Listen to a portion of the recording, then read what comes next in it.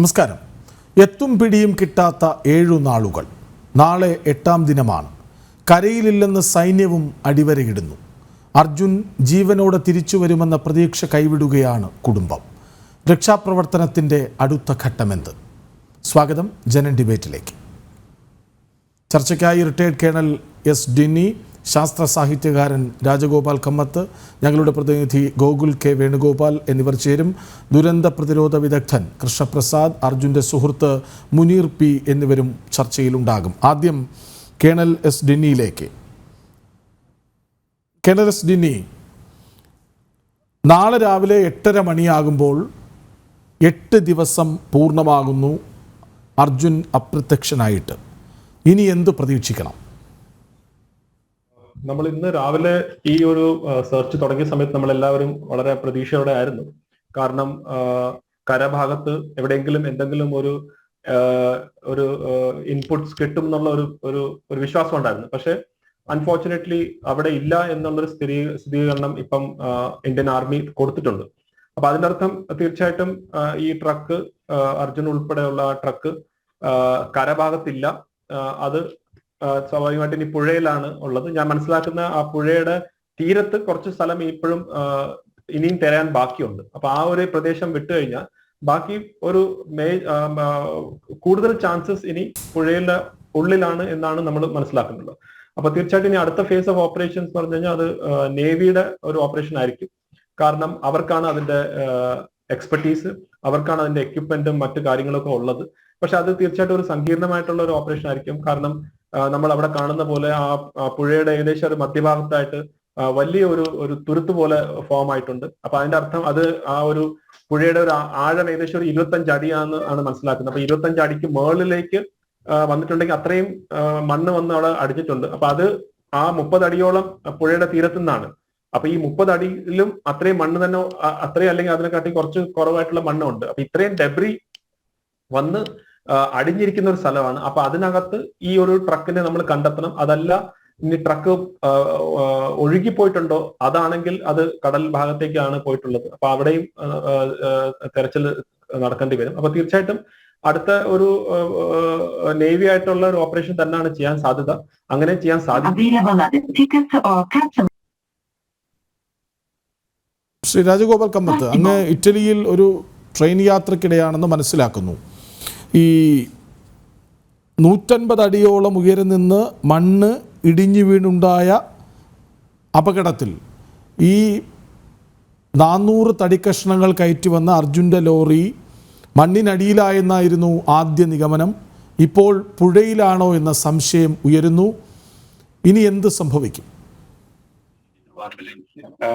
തടി കയറ്റി വന്ന ലോറിയാണല്ലോ. നേരത്തെ ടാങ്കർ വെള്ളത്തിൽ ഇങ്ങനെ മുങ്ങി നടക്കുന്നതായിട്ട് നമ്മൾ കണ്ടു. കാരണം ടാങ്കറിനകത്ത് വായു ഉണ്ട്. അതുകൊണ്ടാണ് ആ ടാങ്കറിന്റെ ക്യാപ്സ്യൂൾ ഇങ്ങനെ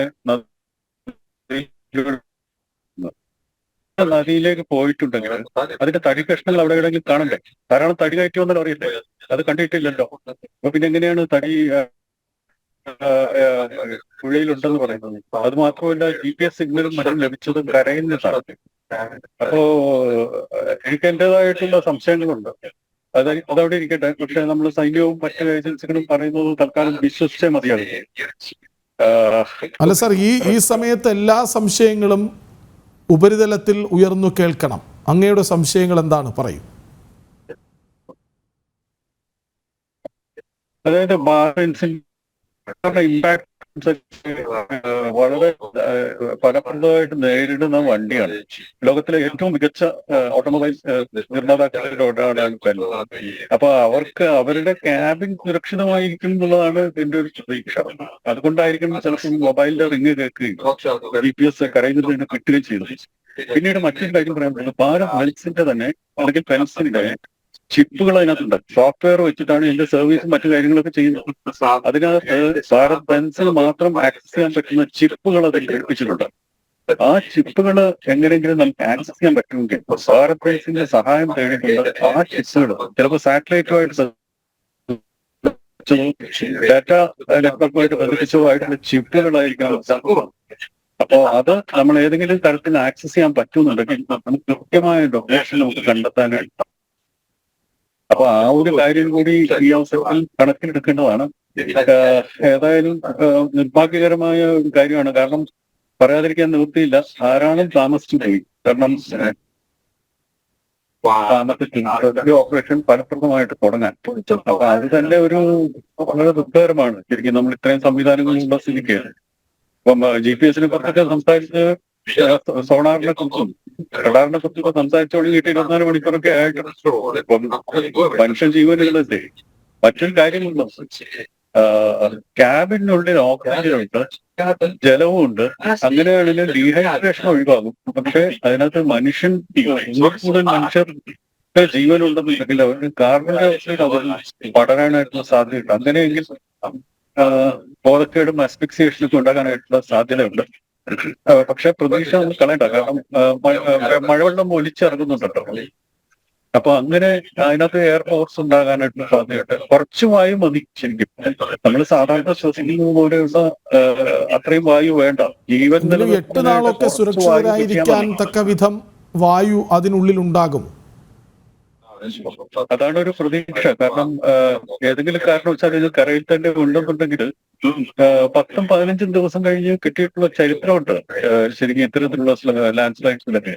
അപ്പോ ഇത് സുരക്ഷിതമായ ഒരു ക്യാബിന്റെ ഉള്ളിലാണ്. ഇമ്പാക്ട് കൊളിഷൻസ് ടെസ്റ്റ് ചെയ്ത് ഫലപ്രദമെന്ന് തെളിയിച്ചിട്ടുള്ള ക്യാബിനാണ്. പക്ഷെ സാർ, നമ്മളിപ്പോഴും ഈ ഭാരത് ബെൻസിന്റെ ലോറി, നമ്മുടെ മനസ്സിലൊരു ഒരു ഒരു രൂപമുണ്ട് ഭാരത് ബെൻസിൻ്റെ ലോറിക്ക്. അത് നമ്മൾ ദൃശ്യങ്ങളിലൂടെ അല്ലെങ്കിൽ യൂട്യൂബിൽ തിരഞ്ഞ് ഒക്കെ കണ്ടുപിടിച്ചിട്ടുണ്ട്.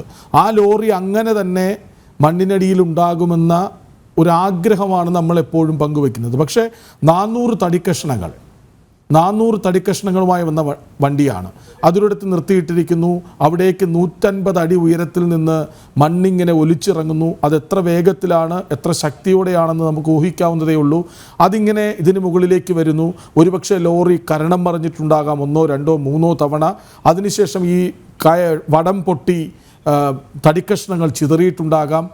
അപ്പോഴും ഈ ലോറി ഇങ്ങനെ തന്നെ ഇരിക്കും എന്ന നമ്മുടെ ചിന്ത എത്ര കണ്ട് പ്രതീക്ഷ പകരുന്നതാണ്.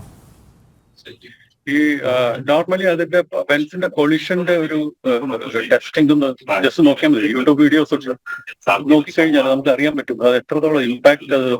കാരണം കട്ടിയുള്ള ഒരു പദത്തിൽ ചെന്ന് ഇടിച്ച് എത്രത്തോളം കൊളിഷൻ താങ്ങാൻ പറ്റുമെന്ന് നമുക്ക് അറിയാനായിട്ട് സാധിക്കും. അപ്പോ നമ്മുടെ പ്രതീക്ഷ വെച്ച് പുറത്തുകൊണ്ട് എന്താ തെറ്റ്? കാരണം ഇത് ശക്തിയോടെ വരുന്ന വളരെ വലിയ ടൺ കണക്കിന് 100 ടൺ മണ്ണാണ് വന്ന് വീഴുന്നത്. അതിന് പുറത്ത് ജലത്തിന്റെയും ഗുണമുണ്ട്. പിന്നെ ഇമ്പാക്ടിന്റെ ആ ഒരു ആഘാതം, മണ്ണ് വന്ന് വീഴുന്നതിന്റെ ഇമ്പാക്ട് കൂടി അതിനകത്തുണ്ട്. അപ്പോ പോകാം, അല്ലെങ്കിൽ അവിടെ തന്നെ അമർന്നു പോകും. രണ്ടും സാധ്യതയുണ്ട്. നമ്മൾ എന്തുകൊണ്ടാണ് ഈ തെറിച്ച പുഴയിലൊക്കെ പോയി ഇന്ന് നമ്മള് ധൃതി പിടിച്ച് പല ഏജൻസികളും അങ്ങനെ വരുത്തി തീർക്കാനായിട്ട് ശ്രമിക്കുന്നതെന്ന്? അപ്പോ ഈ സാധ്യതയെ കുറിച്ച് നോക്കണ്ടേ? കുറച്ച് മണ്ണ് മാറ്റിയിട്ട് അവിടെ ഇല്ല എന്നുള്ളത് പ്രഖ്യാപിച്ചു കഴിഞ്ഞാൽ എനിക്കതിനോട് പേഴ്സണലായിട്ട് എനിക്കതിനോട് യോജിക്കാൻ കഴിയുന്നില്ല. കാരണം തടിക്കഷ്ണങ്ങൾ ഒരെണ്ണമെങ്കിലും നദിയിലൂടെ ഒഴുകി പോകേണ്ടത് കാണുന്നതാണ്. അത് ഉണ്ടായിട്ടില്ലല്ലോ. തടി ഏതായാലും നദിയിൽ മുങ്ങിപ്പോകില്ല. ശരിയാണ്. ഈ ചോദ്യം വളരെ പ്രസക്തമാണ്. അതായത് ഈ തടി നദിയിലെ ഒരു ഭാഗത്ത് നിന്നും ഇതുവരെ ഒരു തടിക്കഷ്ണം പോലും കണ്ടെത്താനായിട്ടില്ല. അങ്ങനെയെങ്കിൽ മണ്ണിനടിയിൽ തന്നെ ഉണ്ടാകുമോ എന്ന ചോദ്യം പ്രസക്തമാണ്. പക്ഷേ ഇന്നലെ കർണാടക സർക്കാരും ഇന്ന് സൈന്യവും പറയുന്നു മണ്ണിനടിയിലില്ല, കരയിലില്ല അർജുനും ലോറിയും എന്നവർ അടിവരയിട്ട് പറയുന്നു.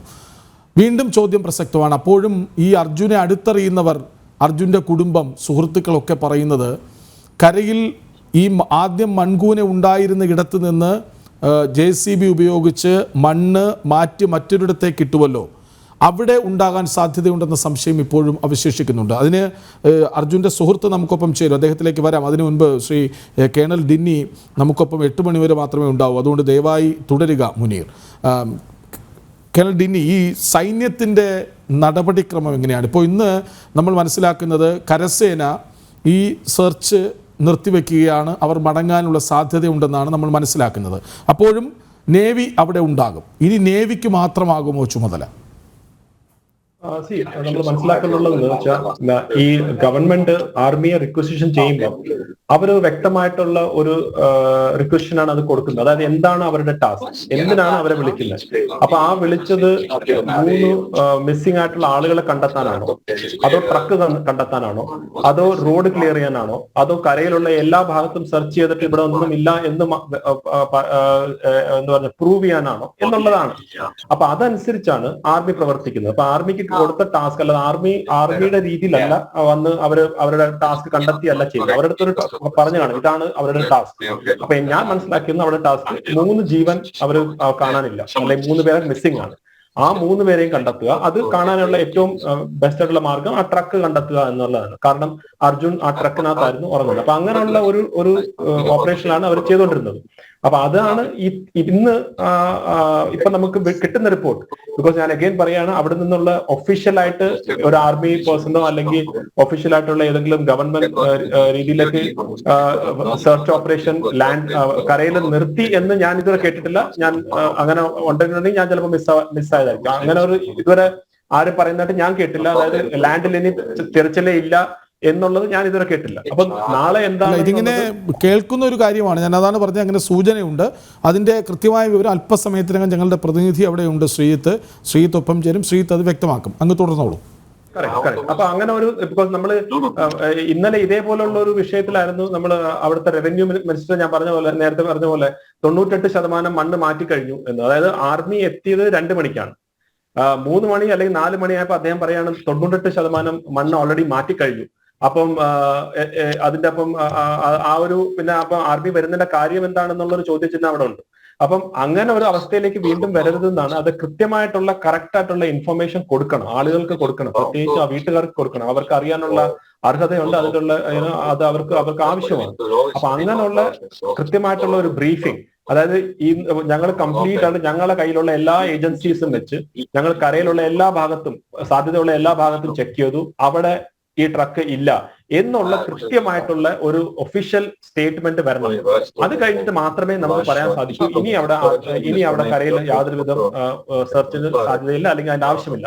അത് കഴിഞ്ഞാൽ അടുത്ത വിഭാഗമാണ് അങ്ങ് ചോദിച്ച ചോദ്യം. അതായത് നെക്സ്റ്റ് ഉള്ള സ്റ്റെപ്പിനകത്ത് തീർച്ചയായിട്ടും നേവി എന്നാണ് ലീഡ് ഏജൻസി. അവർക്കാണ് അതിന്റെ ആ ഒരു കാരണം ആ പുഴയിലൂടെ ചെന്ന് സമുദ്രത്തിൽ അല്ലെങ്കിൽ കടലിൽ എത്തുന്ന സ്ഥലത്ത് മൊത്തം സെർച്ച് ചെയ്യാനും അതിന്റെ ഉള്ള എക്സ്പെർട്ടീസും അതിനുള്ള എക്സ്പീരിയൻസും ഉള്ളത് ഇന്ത്യൻ നേവിക്ക് മാത്രമാണ്. പക്ഷെ ഇന്ത്യൻ നേവി ഞാൻ മനസ്സിലാക്കുന്നത് 2ാം ദിവസം തൊട്ടേ അവിടുത്തെ ഡൈവേഴ്സ് നേവിയുടെ ഡൈവേഴ്സ് അവിടെ ഉണ്ടായിരുന്നു. ആ ഡൈവേഴ്സിന്റെ ഒരു കാര്യം എന്ന് വെച്ചാൽ അവർക്ക് വിസിബിലിറ്റി ഉണ്ടെങ്കിൽ മാത്രമേ അവർക്ക് കാണാൻ പറ്റത്തുള്ളൂ. അതായത് ഈ 25 അടി താഴെ വരെ അവർ പോയി കാണാൻ പറ്റുമെങ്കിൽ അല്ലെങ്കിൽ തൊട്ട് കണ്ടു കഴിഞ്ഞാൽ അവർക്ക് അതിനെക്കുറിച്ച് പറയാൻ ഇവിടെ ഇങ്ങനെ ഉണ്ട്. അങ്ങനെ വിസിബിലിറ്റി ഇല്ലാത്ത ഒരു അവസ്ഥയാണ് ഇപ്പൊ ആ ഗംഗാ നദിയും ആ പുഴയുടെ അവസ്ഥ നമുക്കറിയാം. കംപ്ലീറ്റ്ലി ഒരു മടി വാട്ടർ അല്ലെങ്കിൽ ഒരു ചെളിയുടെ ഒരു നിറത്തിലാണ്. പക്ഷെ ഇവർ ഈ 3 ദിവസം മുമ്പ് തന്നെ നേവി പറഞ്ഞിരുന്നു പുഴയുടെ അടിത്തട്ടിൽ എവിടെയും ലോറി കണ്ടിട്ടില്ല എന്ന്. അവർ കിലോമീറ്ററുകളോളം തെരച്ചിൽ നടത്തി എന്നാണ് ഞങ്ങളുടെ റിപ്പോർട്ടറും കഴിഞ്ഞ ദിവസം പറഞ്ഞത്. അപ്പം ഡൈവേഴ്സ് അവരെ കൊണ്ട് പറ്റുന്ന രീതിയിൽ അത് ചെയ്തു കാണും. അപ്പൊ അവർക്കൊന്നും കണ്ടില്ലെങ്കിൽ നാച്ചുറലി അവർക്ക് അത് അങ്ങനെ റിപ്പോർട്ട് ചെയ്യാൻ പറ്റും. പക്ഷെ അതല്ലാതെ ടെക്നോളജി നമുക്കുണ്ട്. ഇപ്പൊ സോനാർ പോലത്തെ ഒരു എക്യുപ്മെന്റ് ഉണ്ട്. ആ സോനാർ എക്യുപ്മെന്റിൽ നേവി യൂസ് ചെയ്യുന്നതാണ്. നേവി ധാരാളം സബ്മറീൻസിനെയും അല്ലെങ്കിൽ അതുപോലത്തെ ഷിപ്പ് താഴെയുള്ള അല്ലെങ്കിൽ മറ്റ് മൈൻസ് ഒക്കെ ഈ സീ ബെഡിലൊക്കെ ഉണ്ടെങ്കിൽ അതിനെ കണ്ടെത്താൻ വേണ്ടി യൂസ് ചെയ്യുന്ന ഒരു എക്യുപ്മെന്റ് ആണ്. ആ എക്യുപ്മെന്റ് വരെ ആണെങ്കിൽ തീർച്ചയായിട്ടും നമുക്ക് ഇതിന്റെ അകത്തോ അല്ലെങ്കിൽ സൈഡിൽ എവിടെയെങ്കിലും ഈ ട്രക്കിന്റെ എന്തെങ്കിലും ഉണ്ടെങ്കിൽ നമുക്കത് കണ്ടെത്താൻ പറ്റും. പക്ഷെ അതിനും ഒരു ഇഷ്യൂ ഉള്ളത്, ആ സോനാർ വെച്ചിട്ടുള്ള ഷിപ്പ് ഇത്രയും ഉള്ളിലേക്ക് വരാൻ സാധിക്കുമോ, അല്ലെങ്കിൽ ഏത് ഷിപ്പിനാണ് വരാൻ സാധിക്കുക, അങ്ങനെയൊക്കെ ഉള്ള ധാരാളം ഓപ്പറേഷണൽ ആയിട്ടുള്ള ചോദ്യങ്ങളുണ്ട്. പക്ഷെ അവിടെയൊക്കെ നിൽക്കുമ്പോഴും നേരത്തെ പറഞ്ഞ പോലെ തന്നെ ധാരാളം ഈ ഓപ്പറേഷൻ തുടങ്ങിയ സമയം തൊട്ടേ ചോദ്യങ്ങൾ മാത്രമാണ്. പക്ഷെ നമുക്ക് ഇതുവരെ ഒരു ഉത്തരം ക്ലിയർ ആയിട്ട് കിട്ടിയിട്ടില്ല എന്നുള്ളത് ഒരു വസ്തുതയാണ്. കാരണം മൊബൈൽ അർജുന്റെ മൊബൈൽ 2 ദിവസം കഴിഞ്ഞിട്ടും റിംഗ് ആയിട്ടുണ്ട്. അപ്പൊ അതെങ്ങനെ റിംഗ് ആയി? ഇപ്പൊ പുഴയിലേക്ക് പോയിട്ടുണ്ടെങ്കിൽ സ്വാഭാവികമായിട്ട് വെള്ളത്തിൽ പോവുകയാണെങ്കിൽ 2 ദിവസം റിംഗ് ചെയ്യാൻ പറ്റുമോ? അതുപോലെ തന്നെ നേരത്തെ പറഞ്ഞ പോലെ 300ഓളം തടിക്കഷ്ണങ്ങളുണ്ട്. ആ തടിക്കഷ്ണങ്ങൾ പുഴയിലേക്ക് പോയി കഴിഞ്ഞാൽ അത് പൊട്ടി ആ തടിക്കഷ്ണങ്ങൾ മുകളിലോട്ട് വരണ്ടേ എന്നുള്ള ചോദ്യങ്ങളൊക്കെ ഉണ്ട്. അപ്പം ഇങ്ങനെയൊക്കെയുള്ള ധാരാളം ചോദ്യങ്ങളുണ്ട്. അൺഫോർച്ചുനേറ്റ്ലി നമുക്ക് ഇതുവരെ ഒരു ക്ലിയർ ആയിട്ടുള്ള ഉത്തരം കിട്ടിയിട്ടില്ല. ഇപ്പം നമുക്ക് ഇന്ന് വൈകിട്ട് വരെ കിട്ടുന്ന ഒരേ ഒരു ലീഡ് എന്ന് പറഞ്ഞാൽ കരയിൽ ട്രക്ക് ഇല്ല എന്നുള്ള ഒരു സൂചനയാണ് അവിടുന്ന് കിട്ടുന്നത്. അവിടുത്തെ ഒഫീഷ്യൽ കൺഫർമേഷൻ ഇതുവരെ നമുക്ക് കിട്ടിയിട്ടില്ല. കേരളസ് ഡിന്നി, ഈ ഷിരൂരിൽ തന്നെ പുഴയിൽ വീണ ടാങ്കർ ഇന്ന് കരയ്ക്കെത്തിച്ചു. ആ ടാങ്കർ 7 കിലോമീറ്റർ അകലെ നിന്നാണ് കണ്ടെത്തിയത്. കൃത്യമായ വിവരം അറിയില്ല. 40 കിലോമീറ്ററുള്ള അപ്പുറത്ത് നിന്നാണ് ആ ടാങ്കർ ലോറി ഡ്രൈവറുടെ മൃതദേഹം കിട്ടിയതെന്നും കേൾക്കുന്നു. ഇതൊരു സൂചനയാണ്. സിലിണ്ടറിനെ കുറിച്ച് അതിന്റെ ഒരു അഡ്വാൻറ്റേജ് എന്ന് പറഞ്ഞാൽ അതിനകത്ത് എയർ ഉണ്ടായതുകൊണ്ട് അത് പൊങ്ങി വരാനുള്ള സാധ്യത ഉണ്ട്. പക്ഷെ ആ ഒഴുക്കും ആ നദിയുടെയും ആ പുഴയുടെയും ഒരു ക്യാരക്ടറാണ് നമ്മൾ ഈ ഒരു കണ്ടെയ്നർ തന്നെ ഒരു 7 കിലോമീറ്റർ കഴിഞ്ഞിട്ടാണ് കിട്ടി എന്ന് പറയുന്നത്. അപ്പൊ തീർച്ചയായിട്ടും ഈ ഒരു ഒഴുക്കിനകത്ത് പെടാൻ സാധ്യതയുണ്ട്. അപ്പൊ അവിടെ നമ്മൾ ഒക്കെ വളരെ ലോജിക്കലായിട്ട് ചിന്തിച്ചും വളരെ നമ്മളെ മുൻകാല പരിചയം വെച്ച് നമ്മൾ സംസാരിക്കുമ്പോഴും പല കാര്യങ്ങളും പ്രകൃതി ഇതിനെക്കാട്ടൊക്കെ മുകളിലാണ് എന്നുള്ള ഒരു ഹ്യൂമിലിറ്റിയും നമുക്ക് വേണം. കാരണം നമ്മൾ ചില സമയത്ത് നമ്മളെല്ലാം ലോജിക്കലായിട്ട് പറയുകയാണെങ്കിലും ചില സമയത്ത് പ്രകൃതി അങ്ങനെയാണ്, നമുക്ക് എക്സ്പ്ലെയിൻ ചെയ്യാൻ പറ്റാത്ത കാര്യങ്ങളുണ്ട്. അത് വരും ദിവസങ്ങളിൽ മാത്രമേ നമുക്ക് അതിന്റെ എന്തെങ്കിലും പ്രൂഫായിട്ട്, കോൺക്രീറ്റ് പ്രൂഫായിട്ട് നമുക്ക് കിട്ടാൻ പറ്റൂ. അതുവരെ നമുക്ക് ആക്ച്വലി പറഞ്ഞാൽ കുറച്ച് കൂടെ ഒരു കോർഡിനേറ്റഡ് എഫേർട്ട് വേണം. ഇവിടെ ഇല്ലാതെ പോയത് ഒരു കോർഡിനേറ്റഡ് എഫേർട്ടാണ്. അതിന്റെ ഒരു പോരായ്മയാണ് നമ്മളിപ്പോൾ കണ്ടുകൊണ്ടിരിക്കുന്നത്. ആദ്യ ദിവസം തൊട്ടേ അവിടുത്തെ ഗവൺമെന്റും അവിടുത്തെ സിസ്റ്റം, അവിടുത്തെ ഡിസ്ട്രിക്ട് സിസ്റ്റം അവർ കോർഡിനേറ്റഡ് ആയിട്ട് ചെയ്തിരുന്നെങ്കിൽ ഇന്ന് ഞാനത് കഴിഞ്ഞ ദിവസവും പറഞ്ഞതാണ്. ഈ ജില്ലാ കളക്ടർ കഴിഞ്ഞ ദിവസം മാധ്യമങ്ങളോട് പ്രതികരിച്ചിരുന്നു. അതായത് രക്ഷാപ്രവർത്തനം കുറച്ചൊക്കെ ആക്റ്റീവായ ദിവസം. അപ്പോൾ മാധ്യമങ്ങൾ ചോദിക്കുന്നുണ്ട്, ആൾ വളരെ കുറവാണല്ലോ രക്ഷാപ്രവർത്തനത്തിന്, 2-3 JCB ഉപയോഗിച്ചാൽ ഇതെങ്ങനെ കണ്ടുപിടിക്കാനാണ്? അന്നും രാവിലെ അർജുൻ്റെ ഫോൺ റിങ് ചെയ്തു എന്ന ദിവസമാണ്, ആ കേട്ട ദിവസമാണ്. അപ്പോൾ എങ്ങനെയാണ് ഇതൊക്കെ സാധിക്കാമെന്ന് ചോദിച്ചപ്പോൾ ജില്ലാ കളക്ടർ വിരൽ ചൂണ്ടി പറയുന്നുണ്ട്, നോക്കൂ നിങ്ങൾ 60-70 പേർ അവിടെയുണ്ടെന്ന്. ഞാനിത് ഇന്നലെയും പറഞ്ഞതാണ്. എത്ര പേരുണ്ട്, 60 അല്ലെങ്കിൽ 70 അല്ലെങ്കിൽ 58, അങ്ങനെ ഒരു കൃത്യമായ അക്കം പറയാൻ പോലും ആ ജില്ലാ കളക്ടർക്ക് കഴിഞ്ഞില്ല. പിന്നീട് അവിടുത്തെ പോലീസ് ഉദ്യോഗസ്ഥർ തന്നെ പറഞ്ഞു, അല്ലെങ്കിൽ ഏകോപിപ്പിച്ചവർ തന്നെ പറഞ്ഞു, ഈ ജില്ലാ കളക്ടർക്ക് പരിചയക്കുറവുണ്ട് എന്ന്. അപ്പോൾ തുടക്കം മുതൽ ഏകോപനത്തിൽ വലിയ വീഴ്ചയുണ്ടായി. അത് നമ്മൾ കഴിഞ്ഞ ദിവസവും ചർച്ച ചെയ്തതാണ്. തീർച്ചയായിട്ടും അത് തന്നെയാണ് ഏറ്റവും വലിയ ഒരു നഷ്ടവും. നമുക്കറിയാം, എപ്പോഴെങ്കിലും ഒരു ദുരന്തം നടക്കുമ്പോൾ ഏറ്റവും ഫസ്റ്റ് ആയിട്ടുള്ള ഒരു 24 മണിക്കൂറാണ് ആ ഗോൾഡൻ പീരീഡ്. നമുക്ക് അവിടെ എന്തെങ്കിലും ചെയ്യാൻ സാധിക്കുകയാണെങ്കിൽ നമുക്ക് ജീവൻ രക്ഷിക്കാൻ സാധിക്കും, അല്ലെങ്കിൽ നാശനഷ്ടങ്ങൾ കുറയ്ക്കാൻ സാധിക്കും. ആ സമയം നഷ്ടപ്പെട്ടിട്ടുണ്ടെങ്കിൽ പിന്നീട് നമ്മൾ ഫയർ ഫൈറ്റിംഗ് അല്ലെങ്കിൽ നമ്മൾ അതിനെ എങ്ങനെയെങ്കിലും രക്ഷിക്കാനുള്ള ഒരു ശ്രമം മാത്രമേ. ശ്രീ കേണലിസ്റ്റ് ഡിന്നി, ഞാൻ അങ്ങയിലേക്ക് പറയാം. ഇപ്പോൾ രഞ്ജിത്ത് ഇസ്രയേൽ അവിടെ പ്രതിരോധ പ്രവർത്തകനായി, അത് രക്ഷാപ്രവർത്തകനായി സജീവമായി നിൽക്കുന്ന ആളാണ്. രഞ്ജിത്ത്, എന്താണ് 7-ാം ദിവസം സംഭവിച്ചത്?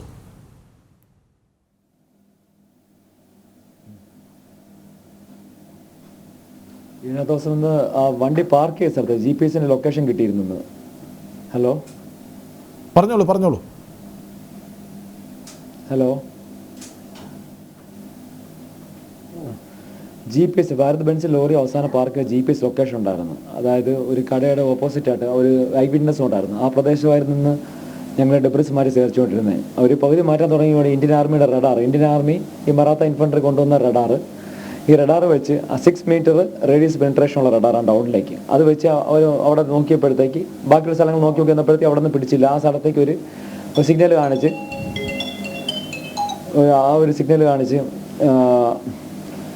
അവിടെ ആ സിഗ്നൽ കാണിച്ച് അവർ പോയിന്റ് ഔട്ട് മാർക്ക് ചെയ്ത് അവിടെ മൊത്തം നമ്മൾ ഏകദേശം ഒരു മണിയൊക്കെ ആകുമ്പോഴത്തേക്ക് അവിടെ ഏകദേശം ഇതായി ഫുള്ളാക്കിയില്ലെങ്കിൽ ഏകദേശം അതിൻ്റെ നിയർ ചെയ്യുമ്പോഴത്തേക്ക് ഇതുവരെയായിട്ടും ബോഡിയുടെ അതായത് ഇപ്പോൾ 18 മീറ്റർ ലെങ്തുള്ള സിഗ്നൽസാണ് പോയിന്റ് ഔട്ട് കാണിച്ചത്. ഇപ്പോൾ നമ്മൾ വളരെ പ്രതീക്ഷ നോക്കി, കാരണം ഒരു GPS അവസാനം ഇത് കാണിച്ച് ഈ ആർമിയുടെ റഡാർ കാണിച്ചപ്പോഴത്തേക്ക്, പക്ഷെ അത് അടിയിൽ നോക്കിയപ്പോഴത്തേക്ക് വെഹിക്കിളിൻ്റെ ഒരു പാട്ടും കാണുന്നില്ല, വേറെ ഇതൊന്നും കാണില്ല. അതിനിടയ്ക്ക് വേറൊരു ചെറിയൊരു ഇതുണ്ടായി, പോലീസ് ഇന്റർഫിയറൻസ് ഉണ്ടായി. വേറെ ഡിസ്ട്രിക്ട് പോലീസ് ചീഫിനൊന്നും ആയിരുന്നില്ല, SP ഒന്നും ആയിരുന്നില്ല, ഒരു ASP ഇതായിട്ട്. പിന്നെ അത് അപ്പോഴും തന്നെ അത് SP തന്നെ സംസാരിച്ചിട്ട് ഡിസ്ട്രിക്ട് കളക്ടറായിട്ട് സംസാരിച്ചത് അപ്പോഴേ ക്ലിയർ ഔട്ട് ചെയ്ത്, വേറെ ഒന്നുമില്ല. അത് വേറെ കുറച്ച് അവർക്ക് തുടക്കത്തിൽ മുതൽ നമുക്കൊരു അറിയാലോ, ചെറിയ കല്ലുകടിയും കാര്യങ്ങളൊക്കെ ഉണ്ട്. നമ്മളിങ്ങനെ സെർച്ചിങ് ഉണ്ട് ഇങ്ങനെ ഒരു വന്നപ്പോഴത്തേക്ക്. കാരണം ഇത് നേരത്തെ സാർ ഇപ്പം പറഞ്ഞതുപോലെ 24 അവേഴ്സും കഴിഞ്ഞ് ഗോൾഡൻ അവേഴ്സ് നഷ്ടപ്പെടുത്തി. ഞാൻ 5ാമത്തെ ദിവസമാണ് ഇതെല്ലാം ആരും ചെയ്യാത്ത കണ്ട് 5ാമത്തെ ദിവസമാണ് എത്തുന്നത്. 5ാമത്തെ ദിവസമാണ് ഈ റോഡിൻ്റെ വർക്ക് സ്റ്റാർട്ട് ചെയ്യുന്നത്. നമുക്ക് ഡൗട്ട്സ് എല്ലാം ക്ലിയർ ചെയ്ത് പോസിബിലിറ്റി എവിടെയൊക്കെയാണോ ഉള്ളത് അവിടെ എല്ലാം ക്ലിയർ ഔട്ട് ചെയ്യേണ്ടതുണ്ട്. ഇപ്പോൾ ലെഫ്റ്റ് സൈഡ് വണ്ടി പാർക്ക് ചെയ്ത ആ വശത്തിൻ്റെ ഒരു 75% വർക്ക് മാത്രമേ കഴിഞ്ഞിട്ടുള്ളൂ. 75 ഒരു 90% 100% വർക്ക് കഴിഞ്ഞിട്ടില്ല. പിന്നെ അതിനേക്കാൾ കൂടുതൽ ഡെബ്രിസ് ഉള്ളത് അതിൻ്റെ ആ വണ്ടി പാർക്കിൻ്റെ ഓപ്പോസിറ്റ് സൈഡ്, അത് ലേക്കാട് ചേർന്ന് നിൽക്കുന്ന ഗ്രൗണ്ടിൽ തന്നെ കുറേ ഡെബ്രിസ് സെലിമെന്റ്സ് കിടപ്പുണ്ട്. അവിടെ ഒന്നും വർക്ക് ചെയ്ത് ആർമിയുടെ റഡാർ ഒന്നും പിടിച്ചില്ല. കാരണം അതിന് ആ ഒരു റേഡിയസിന് അപ്പുറം പോകാൻ കഴിയുന്നില്ല. കുറച്ചുകൂടെ പവർഫുൾ സൈന്യവും പറഞ്ഞല്ലോ ഈ മണ്ണിനടിയിലില്ല എന്ന്, അങ്ങനെ തന്നെ വിശ്വസിക്കണോ?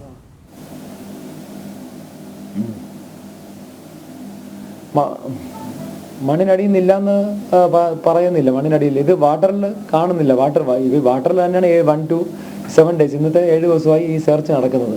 എന്തുകൊണ്ട് നേവി അത് ഇന്ന് നേവി ഉണ്ട്, എല്ലാ നേവി കൊണ്ടുണ്ട്, ഇന്ത്യ വാട്ടർ യൂണിറ്റ് ഉണ്ട്. എന്തുകൊണ്ട് അവിടെ നിന്ന് ഒരു മെറ്റൽ ബോഡി ഈ പാർട്ടിക്കിൾ എടുക്കുന്നില്ല, അല്ലെങ്കിൽ ഈ ട്രക്കിന്റെ മെറ്റൽ പാർട്സ് കിട്ടുന്നില്ല എന്നാണ് ഞാൻ ചോദിക്കുന്നത്. അതുകൊണ്ടാണ് നമ്മൾ ലാൻഡിലേക്കില്ല. അങ്ങനെ പോയിട്ടുണ്ടെങ്കിൽ 2 ദിവസം ഈ മൊബൈൽ റിങ് ചെയ്യൂ, 2 ദിവസം മൊബൈൽ റിങ് ചെയ്യുന്നതാണ് നമുക്ക് കിട്ടിയ ഇൻഫർമേഷൻ. അങ്ങനെ ഒരിക്കലും വെള്ളത്തിൽ പോയിട്ടുണ്ടെങ്കിൽ ഒരിക്കലും ആ ഒരു ഇത് വരില്ല. അങ്ങനെ വെള്ളത്തിൽ പോയാൽ കുറച്ച് ഒന്നുകൊണ്ട് ഒരു ടാങ്കർ ലോറി ഇടാണ്ട് അവർ തിരിച്ചെടുത്തില്ല. അതുകൊണ്ട് ട്രക്കിന്റെ ഇവരെടുക്കുക അവശിഷ്ടം പോലും എടുക്കാൻ പറ്റാത്ത കാര്യം എന്താണ് ഞാൻ ചോദിക്കുന്നത്. പിന്നെ ഒരു സൈഡ് ഞാൻ ലോഡ് ഫുൾ ഫിനിഷ് ചെയ്തിട്ടില്ല. നമ്മളിപ്പം ആവശ്യപ്പെടുന്നത് വേറെ ഒരു ഫോറസ്റ്റ് ലാൻഡ് ഇടിക്കാനോ വേറെ ഗവൺമെന്റ് ഓഫീസ് ഇടിച്ച് നിരത്താനൊന്നുമല്ല പറഞ്ഞത്. ആ ഒരു റോഡ് അവർക്ക് നമ്മൾ ഈ ഡെബ്രിസിനകത്ത് നമുക്ക് ക്ലിയർ കട്ടായിട്ട് ക്ലിയർ ചെയ്യണം. കാരണം റോഡ് വൃത്തിയാക്കേണ്ടത് ഗവൺമെന്റ് ആവശ്യം കൂടെ തന്നെയാണ്, നമ്മുടെ മാത്രമല്ല ഗവൺമെന്റ് ആവശ്യം തന്നെയാണ്. റോഡ് വൃത്തിയാക്കിയാൽ അടുത്ത ഗതാഗത യോഗ്യമാകത്തുള്ളൂ. നമ്മൾ ഈ പാർക്കിംഗ് ഏരിയ ഡ്രെയിനേജ് വരെയുള്ള അടുത്ത കഴിഞ്ഞിട്ടുള്ള അവിടെ വരെ നമുക്ക് വൃത്തിയായിട്ട് ക്ലിയർ കട്ടായിട്ട് ഞാനൊരു കാര്യം ചെയ്യുമ്പോഴത്തെ വൃത്തിയായിട്ട് ചെയ്തു പോകാൻ എന്തെങ്കിലും കാട്ടിക്കൂട്ടി ആരെങ്കിലും കാണിക്കാൻ വേണ്ടി എന്തെങ്കിലും മാധ്യമ അതൊന്നുമല്ല. ഒരു ക്ലിയർ കട്ടായിട്ട് എനിക്ക് പോകണം. അത് ക്ലിയർ കട്ട് ചെയ്ത് അത് മാത്രമേ നമുക്ക് അത് പൂർണ്ണമായിട്ടും ഒരു രഞ്ജിത്ത്, ഈ മലയാളികൾ മടങ്ങിക്കോളൂ എന്ന് കർണാടക പോലീസ് പറഞ്ഞുവെന്ന് വാർത്ത വന്നല്ലോ. എനിക്ക് എന്റെ പിടിവാശി അത് തന്നെയാണ്. പിന്നീട് എന്താണ് സംഭവിച്ചത്?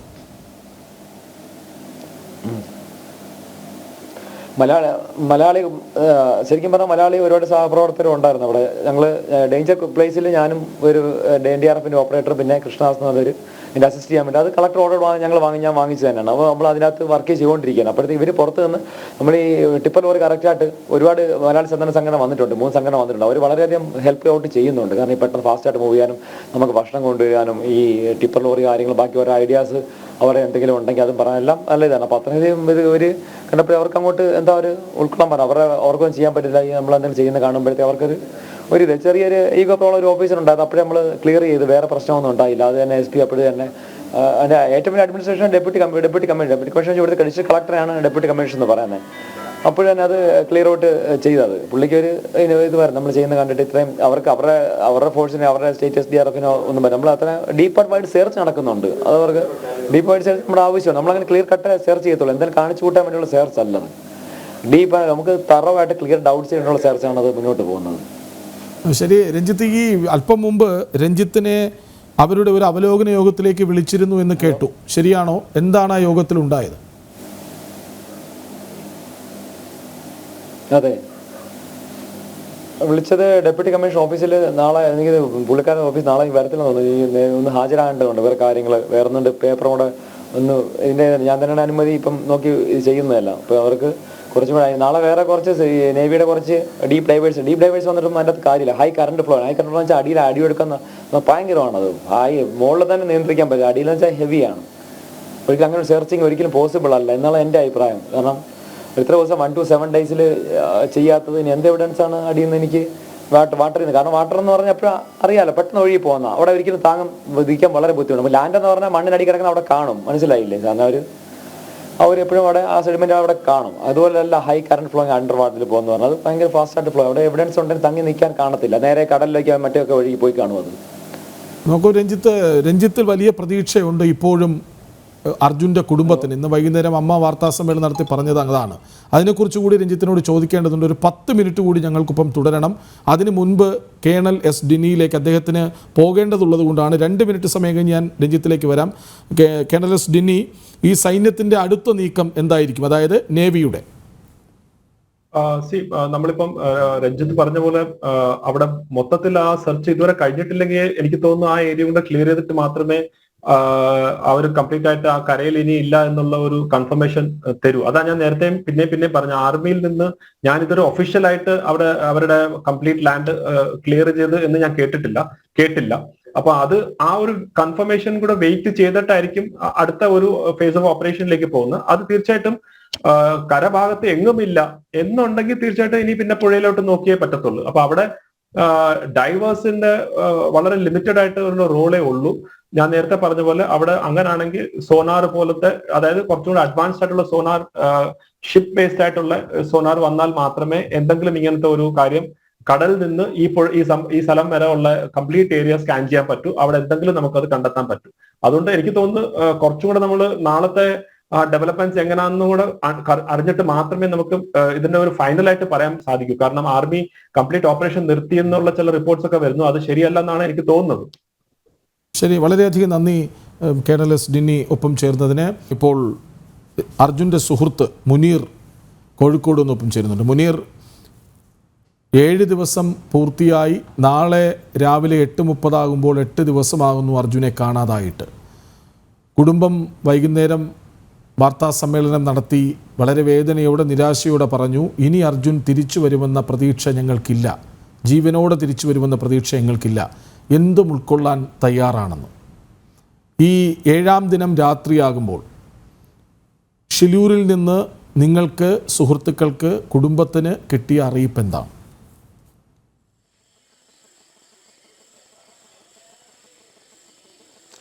നമ്മളിവിടെ അറിഞ്ഞത് പിന്നെ ഈ ആർമി അവിടെ നിർത്തിപ്പോവുകയാണ് എന്നുള്ള ഒരു അറിയിപ്പാണ് കിട്ടിയത്. കാരണം അവർക്ക് ഇനി ഒന്നും ചെയ്യാനില്ല എന്ന്. അപ്പം നമ്മൾ ഈ പി മുനീറെ, ഞാനൊന്ന് ഇടപെട്ട് പറഞ്ഞോട്ടെ. ആർമി നിർത്തിപ്പോകുന്നില്ല, കരയിൽ അർജുൻ ഇല്ല എന്ന് ഉറപ്പിച്ച് കരസേന പിന്മാറിയേക്കും എന്നുള്ള സൂചനയാണ്. അതിൻ്റെ ഒഫീഷ്യൽ ഡിക്ലറേഷൻ ഒന്നും വന്നിട്ടില്ല, നമുക്കതിലേക്ക് വരാം. പക്ഷേ അപ്പോഴും നേവി അവിടെ ഉണ്ടാകും. പുഴയിലാണെന്ന നിഗമനത്തിൽ അവിടെ അവർ തിരച്ചിൽ തുടരും. അതാണ് ഒടുവിൽ കിട്ടുന്ന വിവരം.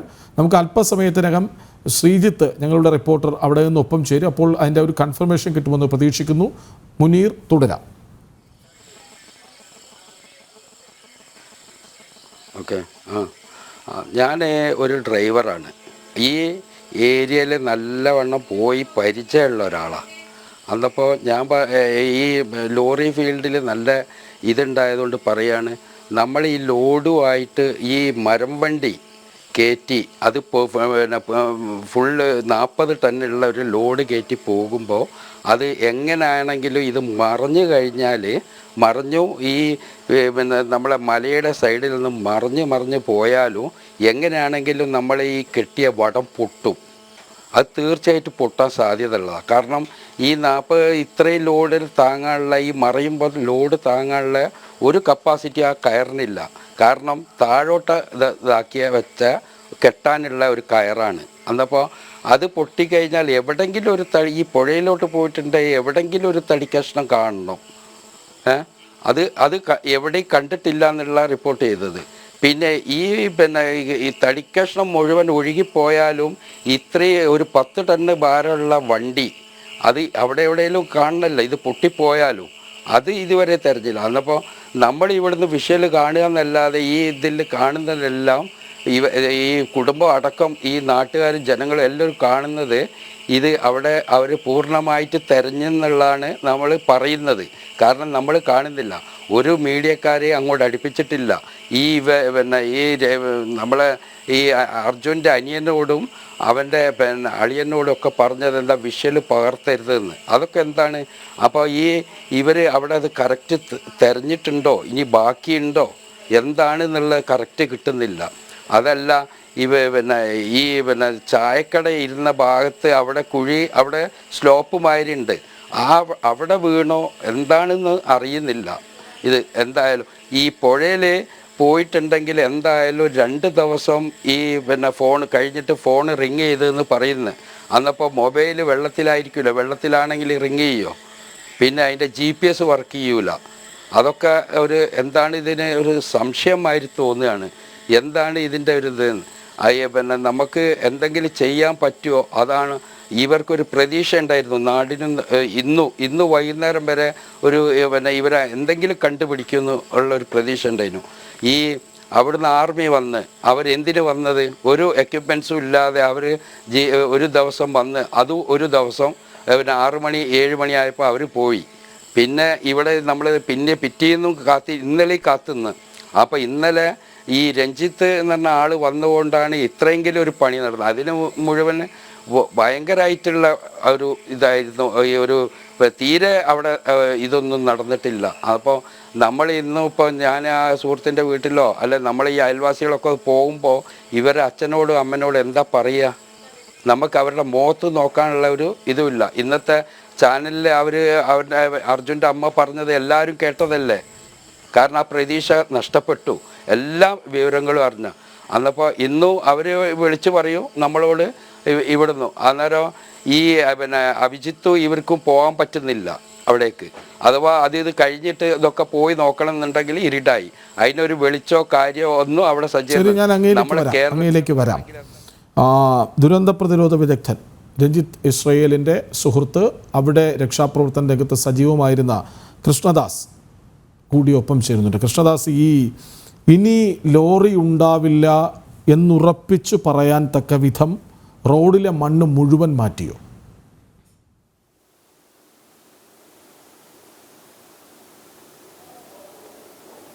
റോഡിലെ മണ്ണ് മുഴുവൻ മാറ്റിയിട്ടില്ല.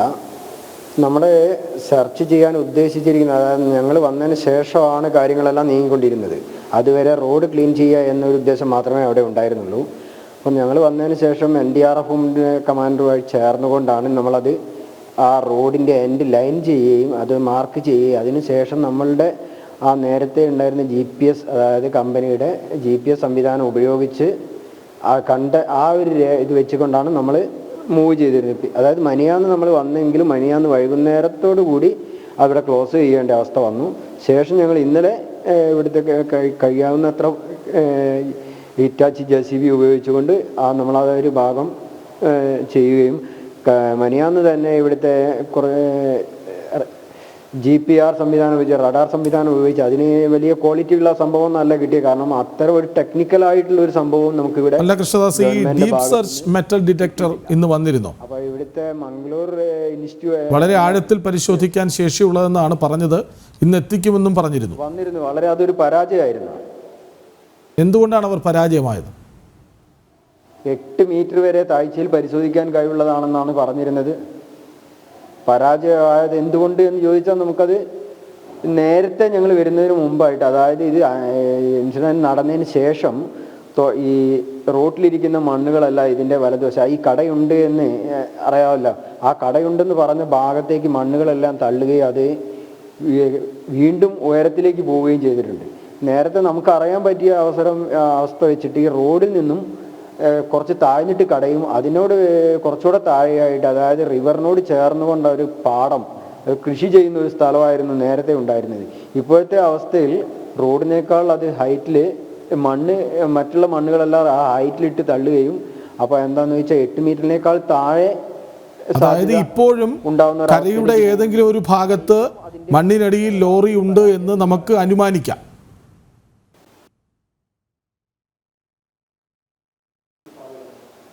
അനുമാനിക്കാമെന്നല്ല, അതൊരു സത്യമാണ്. അങ്ങനെ ഒരു ലോറി 28-30 ഫീറ്റ് നീളവും 11 ഫീറ്റ് ഹൈറ്റും ഉള്ള ഒരു ലോറി എവിടെ പോയി? സാധനം ഉണ്ട്, അത് എവിടെയെന്ന് കണ്ടുപിടിക്കാനാണ് ഇപ്പം നമ്മൾ ഈ റെസ്ക്യൂ ഓപ്പറേഷൻ നടത്തിക്കൊണ്ടിരിക്കുന്നതും മറ്റുള്ള നമ്മളെ സുഹൃത്തുക്കളും മറ്റുള്ളവരെല്ലാം ശ്രമിക്കുന്നത്. അതൊരു സത്യമാണല്ലോ. ഈ അവിടുത്തെ ഈ ഭൂമിയുടെ ഘടന 150 മീറ്റർ ഉയരം വരെ പിന്നെ മുകളിൽ നിന്നാണ് മണ്ണിടിഞ്ഞു വന്നതെന്ന് കേൾക്കുന്നു. അശാസ്ത്രീയമായ റോഡ് നിർമ്മാണമെന്ന പരാതിയുണ്ട്. ആ റോഡ് കഴിഞ്ഞാൽ പിന്നെ ഒരു പ്രധാനപ്പെട്ട ഇടം മണ്ണുകൊണ്ട് മൂടിയിട്ടുണ്ടോ? അത് കഴിഞ്ഞാണോ ഗംഗാവാലി?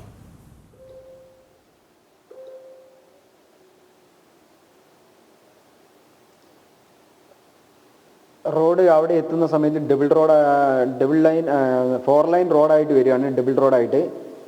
അപ്പോൾ അതിൽ ഈ ഇടിഞ്ഞിരിക്കുന്ന സ്ഥലത്ത് നിന്ന് ഒരു റോഡ് പൂർണ്ണമായിട്ട് ബ്ലോക്കായിരുന്നു ഞങ്ങൾ വരുന്ന സമയത്ത്. അപ്പോൾ അത് ഇടിഞ്ഞതിന് ശേഷം റോട്ടിൽ ഈ മണ്ണുകളെല്ലാം വീണതിന് ശേഷം അത് ഗംഗാവാലിക്കും റോഡിനും ഇടയിലിരിക്കുന്ന ഈ ഒരു കൃഷിസ്ഥലത്തേക്ക് പതിച്ചിട്ട് അതിന് ശേഷമാണ് ഗംഗാവാലിയിൽ പതിച്ചിട്ടുണ്ടാവുക.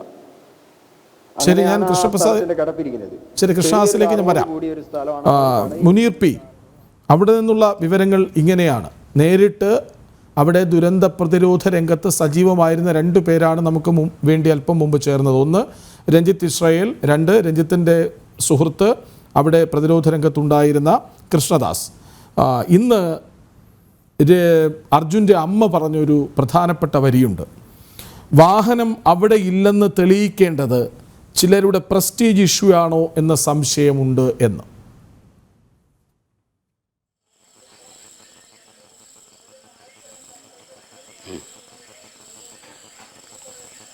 മുനീറിനോടാണ്. Hello, okay. അത് പിന്നെ അവർ പറഞ്ഞതിൻ്റെ അത് കാര്യമുണ്ട്. കാരണം ഇത്രയും നാളായിട്ട് നമ്മളെ എന്തെങ്കിലും ഒന്ന് അവർക്ക് ഒരു പ്രതീക്ഷ കൊടുത്തിട്ടുണ്ടോ? ഇല്ല. കാരണം ഈ വണ്ടി ഇത്രയും നീളമുള്ള 10-32 അടി നീളവും ഇതുള്ള വണ്ടി എവിടെ? അത് ആരും പിന്നെ കണ്ടുപിടിക്കണ്ടേ? കാരണം ഒരു മനുഷ്യനാണെങ്കിൽ തീർച്ചയായിട്ടും ഒഴുകിപ്പോവുക അങ്ങനെ എന്തെങ്കിലും ആണ് എന്ന് വിശ്വസിക്കുക. ഈ വണ്ടി ഇത്രയും വലിയ വണ്ടിയും ആ മരങ്ങളും എവിടെ? അതാണ് അറിയാത്തത്. ഈ പിന്നെ ഇവർക്ക് അത് പിന്നെ ആരെങ്കിലും നമ്മളിത് പറയൂ, അവിടെ നിന്ന് വിഷ്വൽ പറയൂ, അവിടുന്ന് വിളിച്ച് പറയൂ ഇന്നതാണ് നടക്കുന്നത്, ഇന്നതാണ്. അത് മാത്രമേ ഉള്ളൊരു ഏക ആശ്രയം. ലാസ്റ്റ് പ്രതീക്ഷ ഇന്നായിരുന്നു, അതും നഷ്ടപ്പെട്ടില്ലേ? എൻ്റെ ഒരു സംശയം പറയാണ്, ഈ വണ്ടി നിന്ന സ്ഥലത്തു നിന്നും ഈ ഭൂമിയിലോട്ട് താഴ്ന്നു പോകാൻ സാധ്യതയില്ലേ? അത് ആർക്കെങ്കിലും ഒന്ന് അന്വേഷിക്കാൻ. ഇത് അവിടെ ശരി, അത് നമുക്ക് ഈ വിഷയങ്ങളൊക്കെ ശാസ്ത്രീയമായി കൈകാര്യം ചെയ്യുന്ന ശ്രീ രാജഗോപാൽ കമ്മത്തിനോട് തന്നെ ചോദിക്കാം. ശ്രീ രാജഗോപാൽ കമ്മത്ത്.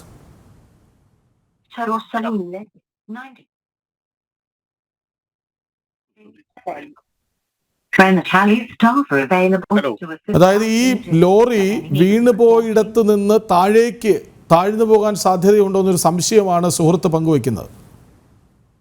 ഇല്ല, അങ്ങനെ ഒരു സാധ്യത കുറച്ച് ഒരടിയോ വല്ലതും താഴാനേ ചാൻസ് ഉള്ളൂ, അതിൽ കൂടുതലൊന്നും താഴത്തില്ല. കാരണം ശരി, ഞാൻ അങ്ങയോട് മറ്റൊന്ന് ചോദിക്കട്ടെ. അടിമുടി അശാസ്ത്രീയതയോ, അതായത് ആ ഭൂമി ഘടന അവിടെ റോഡ് നിർമ്മിക്കാൻ പാടുണ്ടായിരുന്നു എന്ന ചോദ്യം, രക്ഷാപ്രവർത്തനം, അടിമുടി അശാസ്ത്രീയതയോ? നമ്മൾ കുറെ കാലമായിട്ട് പറയുന്നതല്ലേ, ഇത്തരത്തിലുള്ള മലപ്രദേശങ്ങളിലും മലയാളി ഈ പർവ്വതങ്ങൾ ശരിക്കും അതിന് പരിസ്ഥിതിക്ക് അനുയോജ്യമല്ല. ശരിക്കും എപ്പോഴെങ്കിലും ഒക്കെ ഇതുപോലുള്ള സംഭവങ്ങൾ അല്ലെങ്കിൽ അതിന് വേണ്ട മുൻകരുതലുകൾ എടുക്കേണ്ടത്. പക്ഷെ അത് സാധ്യത 100 കിലോമീറ്റർ 500-1000 പശ്ചിമഘട്ട സൈഡിൽ ചൈനയിൽ നിന്നുള്ള അറിയിപ്പാണ് എന്ന് തോന്നുന്നു. ഞാൻ അങ്ങയിലേക്ക് വരാം, അതൊരു ഡിസ്റ്റർബൻസ് ആവുന്നുണ്ട്, നോക്കട്ടെ, അങ്ങയിലേക്ക് വരാം. കൃഷ്ണദാസ്, ഇന്ന് അർജുൻ്റെ അമ്മ പറഞ്ഞ ഒരു വരി കൂടി ഞാൻ വായിക്കാം. കള്ളന്മാരെ പോലെയാണ് പോലീസ് പെരുമാറുന്നത് എന്ന്. അങ്ങനെ തോന്നിയോ? പോലീസിൻ്റെ നീക്കങ്ങൾ എങ്ങനെയാണ്?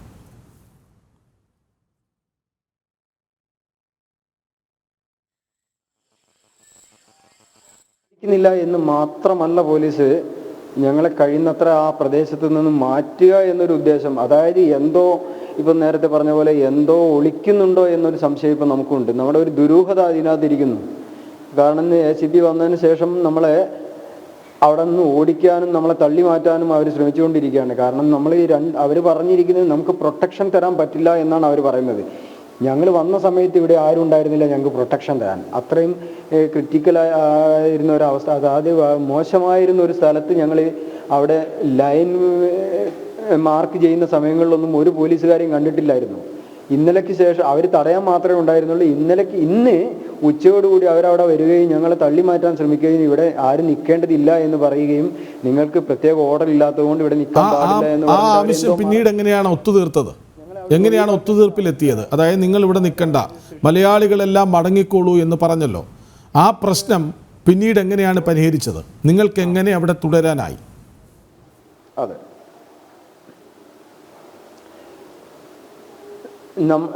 ഞങ്ങൾ പോകുന്നില്ല, ഇത് കണ്ടതിന് ശേഷമേ പോകുള്ളൂ. ഇത്രയും ദിവസം, അതായത് 2 ദിവസം ഞങ്ങൾക്ക് പ്രൊട്ടക്ഷൻ തന്നിട്ടില്ല. അതുകൊണ്ട് ഇപ്പോഴും എവിടെ നിന്ന് വന്നു എന്നുള്ള ചോദ്യങ്ങളൊക്കെ ഞങ്ങൾ ഉന്നയിക്കുകയും അതുപ്രകാരം അവർ എന്താണെന്ന് ചോദിച്ചാൽ ഞങ്ങളെ രണ്ടുപേരുടെ ഉത്തരവാദിത്വം NDRFലെ കമാൻഡർ ഏറ്റെടുത്തു. അദ്ദേഹം പറഞ്ഞു ഞങ്ങളെ ആവശ്യമുണ്ട് അദ്ദേഹത്തിൻ്റെ, കാരണം ഞങ്ങൾ ചെന്നതിന് ശേഷം ഷോൾഡർ വർക്കാണ് ഇപ്പോൾ നടന്നുകൊണ്ടിരുന്നത് അദ്ദേഹമായിട്ട്.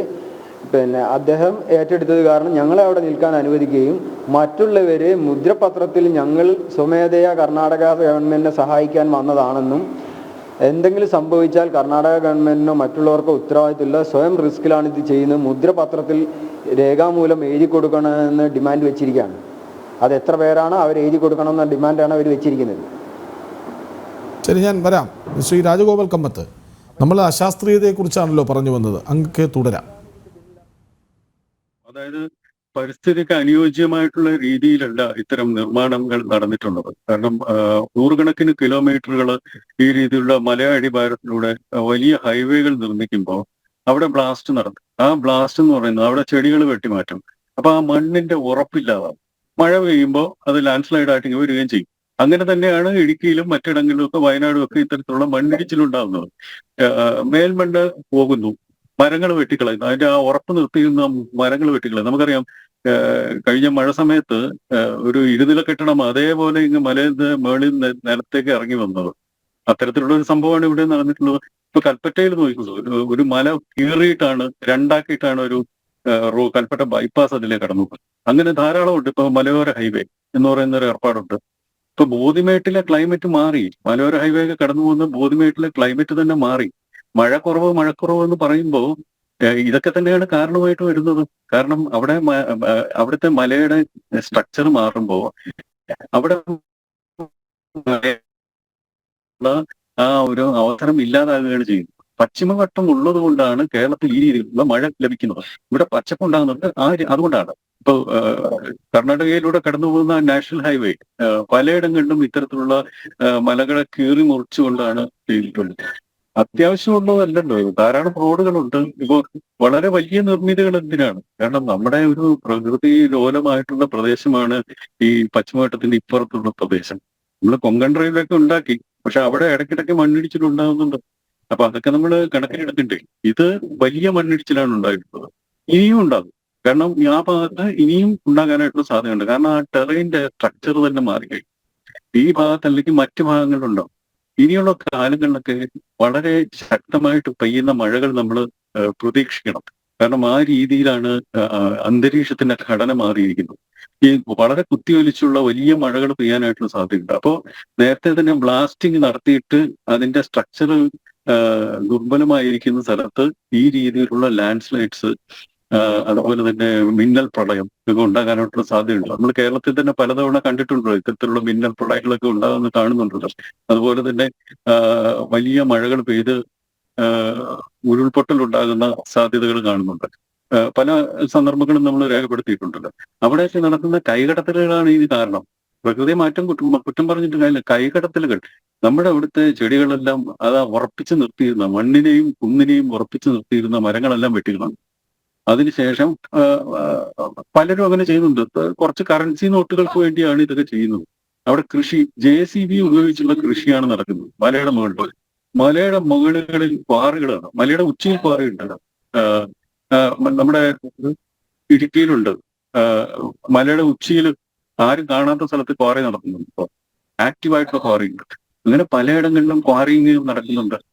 അപ്പൊ ക്വാറിങ് നടക്കുമ്പോഴത്തേക്കും അവിടെ ബ്ലാസ്റ്റിംഗ് നടക്കുമ്പോൾ ആ മണ്ണിന്റെ ഘടന ഉറപ്പിന് നമ്മൾ വരുത്തി വെക്കുന്നതാണ് പല ദുരന്തങ്ങളും എന്നാണ് അങ്ങ് പറഞ്ഞു വെക്കുന്നത്. അതായത് മണ്ണിന്റെ ഘടനയെ പ്രതികൂലമായി ബാധിക്കുന്ന തരത്തിലുള്ള നിർമ്മാണ പ്രവർത്തനങ്ങൾ, പാറ പൊട്ടിക്കൽ ഒക്കെയും നമ്മുടെ പ്രതീക്ഷകളെ കൂടിയാണ് തകർക്കുന്നത് എന്ന് അങ്ങ് പറഞ്ഞു വെക്കുന്നു. വളരെയധികം നന്ദി ശ്രീ രാജഗോപാൽ കമ്മത്ത്, ഞങ്ങൾക്കൊപ്പം ഇറ്റലിയിൽ നിന്ന് ചേർന്നതിന് വളരെയധികം നന്ദി. വീണ്ടും മുനീറിലേക്ക്. മുനീർ, സുഹൃത്തുക്കൾ, അർജുൻ്റെ സഹയാത്രികരായ നിങ്ങൾ ഇനി എന്ത് പ്രതീക്ഷയാണ് ബാക്കി വയ്ക്കുന്നത്?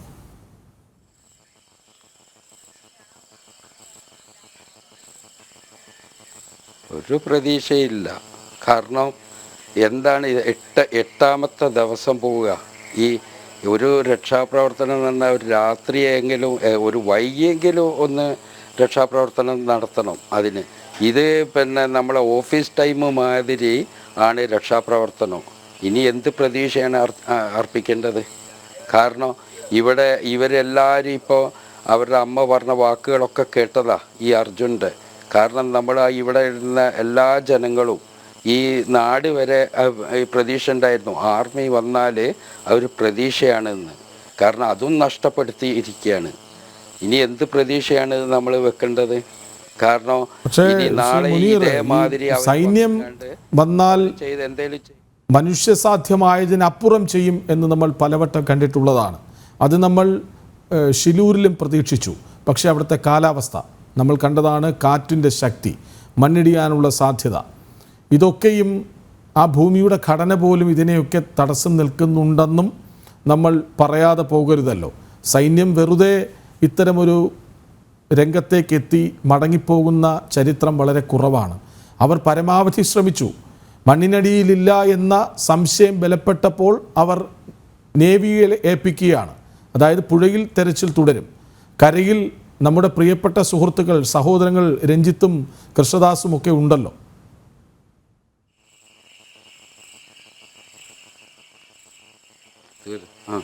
ഓക്കെ, ഈ രഞ്ജിത്തോ ഇവർ പറയുന്ന വാക്കുകൾ അങ്ങും കേട്ടതല്ലേ?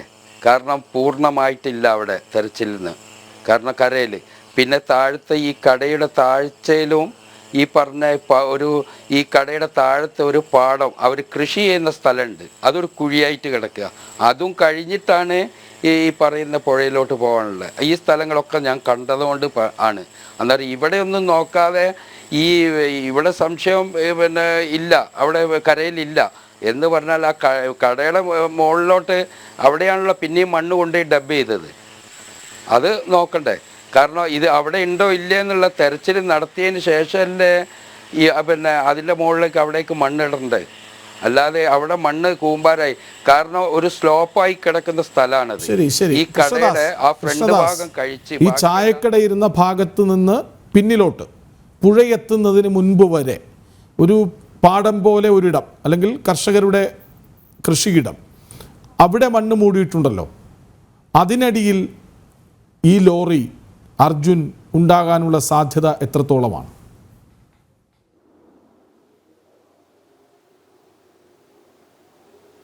നമുക്ക് തള്ളിക്കളയാൻ പറ്റില്ല. നാളത്തെ നമ്മുടെ പ്രതീക്ഷ ആ ഭാഗത്താണ്. കാരണം കടയുടെ ഒരു വശത്തായിട്ടായിരുന്നു ഇത്. കട കുറച്ചുകൂടെ ഉയർന്നിട്ടും റോഡിനേക്കാൾ താഴ്ന്നിട്ടുമാണ് കട ഉണ്ടായിരിക്കുന്നത്, നേരത്തെ ഉണ്ടായിരുന്നത്. ആ കടയിലിരിക്കുന്ന ആ കുടുംബം പൂർണ്ണമായിട്ട് ഇതിൽ അവിടുന്ന് മരിച്ചു പോയിട്ടുണ്ട്. അപ്പോൾ ആ പാടം പൂർണ്ണമായിട്ട് ഇപ്പം നികത്തി, ആ പാടം എന്ന് പറഞ്ഞിരിക്കുന്ന ആ ഒരു ലാൻഡ് പൂർണ്ണമായിട്ട് നികത്തി റോഡിനേക്കാൾ ഒരു 10 അടിയോളം ഉയരത്തിലാണ് ഇപ്പം മണ്ണ് അവിടേക്ക് ഡിസ്പോസ് ചെയ്ത്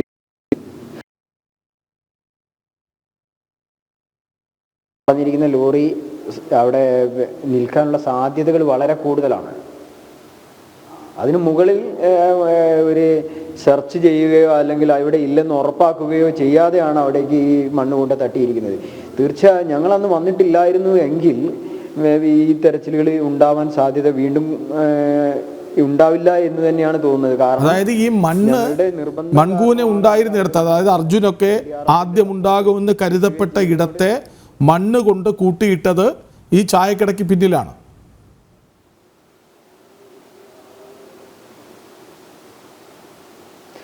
ആ സ്ഥലത്തൊക്കെ മണ്ണല്ല, ഈ റോട്ടിലുണ്ടായിരുന്ന ബാക്കി ഉണ്ടായിരുന്ന മണ്ണുകളെല്ലാം തട്ടിയിരിക്കുന്നത് ഈ ഭാഗത്താണ്. ആ ഭാഗത്ത് ഇപ്പം സാർ പറഞ്ഞിരിക്കുന്ന ആ ഭാഗം അവരവിടെ സെർച്ച് ചെയ്തിട്ടില്ലായിരുന്നു. കാരണം നമ്മൾ ഐഡന്റിഫൈ ചെയ്ത ഈ GPS സംവിധാനം ഉപയോഗിച്ച് ഐഡന്റിഫൈ ചെയ്ത സ്ഥലത്തേക്ക് അവർ സെർച്ച് ചെയ്യാനുള്ള താല്പര്യം അവർ കാണിച്ചിട്ടില്ലായിരുന്നു. കൂടാതെ ഇവർ മണ്ണ് ഡിസ്പോസ് ചെയ്തിരിക്കുന്ന ആ സ്ഥലം പോലും അവർ സെർച്ച് ചെയ്യാൻ താല്പര്യം കാണിക്കാതെ മണ്ണ് അവിടെ കൂന കൂട്ടി വെച്ചിരിക്കുകയായിരുന്നു ചെയ്തിരുന്നത്. ശരി മുനീർ, ഇപ്പോഴവിടെ പ്രതീക്ഷ, അതായത് ഈ കൃഷിയിടമെന്ന് നമ്മൾ പറയുന്ന ഇടത്ത് മൺകൂന ഉണ്ടായി, അവിടെ മണ്ണ് വന്നടിഞ്ഞു. ആ ഭാഗത്ത് ഒരു പരിശോധനയും നടത്താതെ അശാസ്ത്രീയമായ പരിശോധന മറുവശത്ത് നടത്തി അവിടുത്തെ മണ്ണ് കൂടി കൊണ്ട് ഇപ്പുറത്ത് വശത്തേക്ക് ഇട്ടു, റോഡിലെ മണ്ണ് കൂടി കൊണ്ടിട്ടു. അപ്പോൾ ആ ഭാഗത്തുണ്ടാകാനുള്ള സാധ്യത ഇപ്പോഴും അവശേഷിക്കുന്നുണ്ട് എന്നാണ് നമ്മൾ മനസ്സിലാക്കേണ്ടത്, അല്ലേ?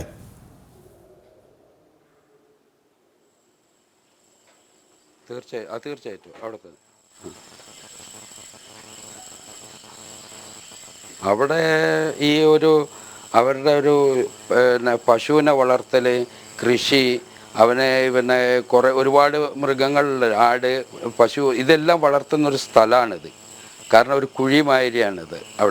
അവിടെ ഈ മണ്ണും കൊണ്ടുപോയിട്ട് അത്രയും ഹൈറ്റിലാണ് ഇവർ ഈ മണ്ണ് കൊണ്ടുപോയി അടിച്ചത്. അന്നപ്പോൾ ഇതിപ്പോൾ തെരച്ചിലടക്കണ എത്ര മണ്ണ് അവർ മാറ്റണം? അതൊരു ഇതല്ലേ, സത്യമല്ലേ? കാരണം അവിടെ നോക്കാതെയാണ് ഈ മണ്ണ് കൊണ്ടുപോയി അടിച്ചത്. എല്ലാവർക്കും പ്രതീക്ഷ ഈ മലൻ്റെ സൈഡിലായിരുന്നു വണ്ടി ഉണ്ടാകുക എന്നുള്ളത്. അവിടെ ഇപ്പം ഇല്ലാത്ത സ്ഥിതിക്ക് ഇനിയിപ്പോൾ എന്തായാലും ഇവിടെ നോക്കണമല്ലോ. അത് എത്ര ഹൈറ്റിലാണ് അത് ആ മണ്ണ് ഇരിക്കുന്നത് എന്നുള്ള ഇപ്പോൾ രഞ്ജിത്തിൻ്റെ സുഹൃത്ത് പറഞ്ഞു. അത് എത്ര ഹൈറ്റ്, റോഡിനെക്കാട്ടിയും ഹൈറ്റ് കൂടിയ ഇടത്താണെന്ന്. അപ്പോൾ അതിന് ഒരു അതെങ്കിലും ഒന്ന് നോക്കി നമുക്ക് ബാക്കിയുള്ള ഇത് ഈ 7-ാം ദിനം നിങ്ങൾ തെരച്ചിലുകാർ എത്തി നിൽക്കുന്ന നിഗമനം എന്താണ്?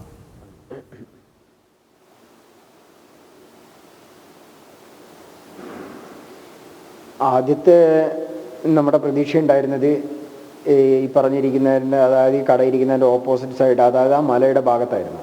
ആ പ്രതീക്ഷ ഇന്ന് വൈകുന്നേരത്തോടെ ഏകദേശം അസ്തമിച്ചു. തുടർന്ന് ഞങ്ങൾ ഇനിയിപ്പോൾ സെക്കൻഡ് പ്രതീക്ഷ ഇരിക്കുന്നത് ഈ ഭാഗത്താണ്. കാരണം ഇതിനകത്ത് റഡാർ പൂർണ്ണമായിട്ട് വിജയകരമായിട്ട് നമുക്കൊരു ഐഡൻറ്റിഫൈ ചെയ്യാൻ കഴിഞ്ഞിട്ടില്ല. പ്രധാനമായിട്ട് അവർ പറയുന്ന കാര്യങ്ങൾ, ഇത് വാട്ടർ കണ്ടൻറ്റ് കൂടിയൊരു മണ്ണാണ്. കാരണം ഇത് ലാൻഡ് സ്ലൈഡും കൂടെ വന്നതുകൊണ്ട് വെള്ളത്തിൻ്റെ അംശം കൂടുതലുള്ളത് കാരണവും. രണ്ടാമത് നമ്മുടെ മിനറൽസ് ഇതിനകത്തുള്ള പാറകളിൽ, മീൻസ് ഈ മെറ്റൽ പോലുള്ള കുറേ സാധനങ്ങൾ ഈ പാറകളിൽ നമ്മുടെ കേരളത്തെക്കാൾ കൂടുതലുണ്ടെന്ന് ഒരു സംശയം പറയുന്നു. അപ്പോൾ ഇതും കൂടെ, കാരണം അതിൻ്റെ ടെക്നിക്കൽ കാര്യങ്ങൾ എനിക്ക് അത്ര വ്യക്തമല്ല. അവരതുകൊണ്ട് അത് കുറച്ച് വിഷയമുണ്ടെന്നാണ് അവർ പറയുന്നത്. നമ്മുടെ നാളത്തെ വലിയൊരു പ്രതീക്ഷയാണ്. ഇപ്പം നാളത്തെ നിങ്ങളുടെ പ്ലാൻ എന്താണ്? ബുദ്ധിമുട്ടിയാലും രഞ്ജിത്ത് ഇസ്രയേലും കൃഷ്ണദാസും ഒക്കെ എന്ത് പ്ലാൻ ചെയ്താണ് നാളെ പ്രതിരോധ രംഗത്തേക്ക് ഇറങ്ങുന്നത്?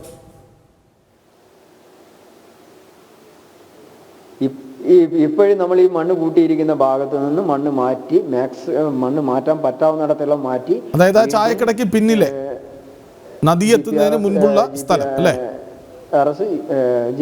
GPR അതെ അതെ, ആ ഭാഗത്ത് വീണ്ടും GPR വെച്ച് കുറച്ച് മണ്ണ് മാറ്റിയതിന് ശേഷം നമ്മൾ വീണ്ടും അത് കണ്ടിന്യൂ ചെയ്യാൻ തന്നെയാണ് തീരുമാനിക്കുന്നത്. നല്ലൊരു പ്രതീക്ഷ നാളത്തേക്ക് ഞങ്ങൾക്കുണ്ട്.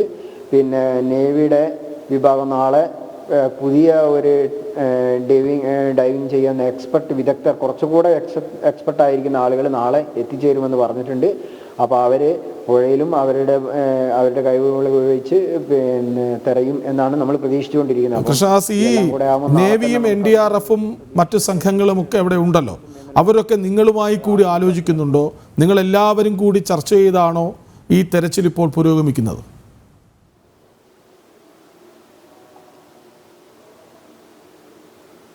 അതെ, NDRF നമ്മുടെ കമാൻഡർ ഓഫീസർ നമ്മളുടെ ഷോൾഡർ, അതായത് നമ്മളുടെ തീരുമാനപ്രകാരമാണ്, ഞങ്ങളുടെ തീരുമാനം തന്നെയാണ് ഇവിടെ ഇരിക്കും മണ്ണ് ഇവിടെ എങ്ങനെയൊക്കെ ചെയ്യണമെന്നുള്ള ഞങ്ങളുടെ തീരുമാനമാണ് അവർ നടപ്പാക്കിക്കൊണ്ടിരിക്കുന്നത്. കാരണം ഷോൾഡർ ഇട്ട് നമ്മൾ അത്രയും അവർ നമ്മളെ വിശ്വസിക്കുന്നുണ്ട്. അപ്പോൾ അത് തന്നെയാണ് ഇപ്പോഴും കണ്ടിന്യൂ ചെയ്തുകൊണ്ടിരിക്കുന്നത്. നേവി പിന്നെ വെള്ളത്തിലായതുകൊണ്ട് അവർക്ക് നമ്മളുമായിട്ട് അത്ര കൂടുതൽ അറ്റാച്ച്മെൻ്റ് ആയിട്ടില്ല. പിന്നെ ഇന്നലെയാണ് നമ്മുടെ മിലിറ്ററി വന്നിരിക്കുന്നത്. മിലിറ്ററി നമ്മളുമായിട്ട് കൂടി ആലോചിക്കുന്നുണ്ട് കാര്യങ്ങളെല്ലാം. അപ്പം ഞങ്ങളൊരു ടീം വർക്കായിട്ടാണ് പോകുന്നത്. ശരി, ഈ കരയിൽ നിന്ന് ഇതൊക്കെ ഏകോപിപ്പിക്കാൻ ശ്രമിക്കുന്ന ജില്ലാ കളക്ടർ അടക്കമുള്ളവരുണ്ടല്ലോ, അവരൊക്കെ എന്താണ് പറയുന്നത്? നാളെ മുതൽ ഇനി എന്ത് വേണം എന്നാണ്?